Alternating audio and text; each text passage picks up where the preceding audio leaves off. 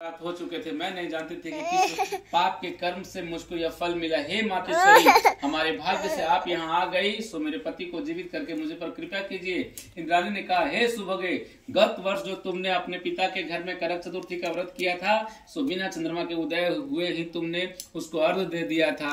इसी व्रत से दूषित होगा तुम्हारा पति मृत्यु को प्राप्त हो गया।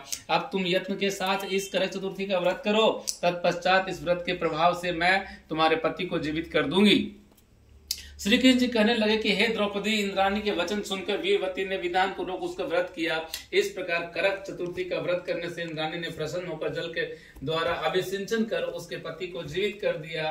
वह देवता के समान हो गया। उसके पश्चात वीरवती अपने पति के साथ घर आकर आनंद पूर्वक रहने लगी। वीरवती के व्रत के प्रभाव से उसका पति धन धान्य पुत्र और आयु को प्राप्त हुआ। इसीलिए तुम भी इस व्रत को यत्न पूर्वक करो। सूत जी कहने लगे, हे ऋषियों, इस प्रकार श्री कृष्ण के वचनों को सुनकर द्रौपदी ने इस करवा चौथ का व्रत किया, जिसके प्रभाव से संग्राम में कौरवों पर विजय प्राप्त कर अतुलनीय राज्य को प्राप्त किया और सब दुख जाता रहा। दूसरी कहानी। एक साहूकार था जिसके बेटे और एक बेटी, 7 भाई थे। सातों भाई बहन के साथ बैठकर भोजन करते थे।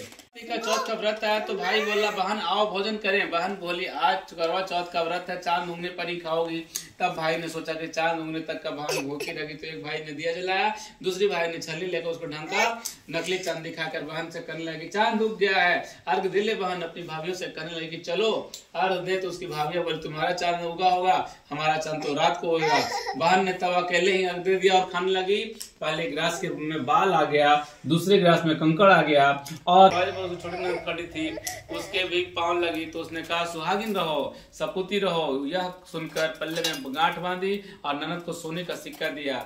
जब भीतर गई तो सासू ने कहा कि पति धरती पर पड़ा है, तो वह उसके पास बाद में सासू ने मंगलसूत्र के चौथ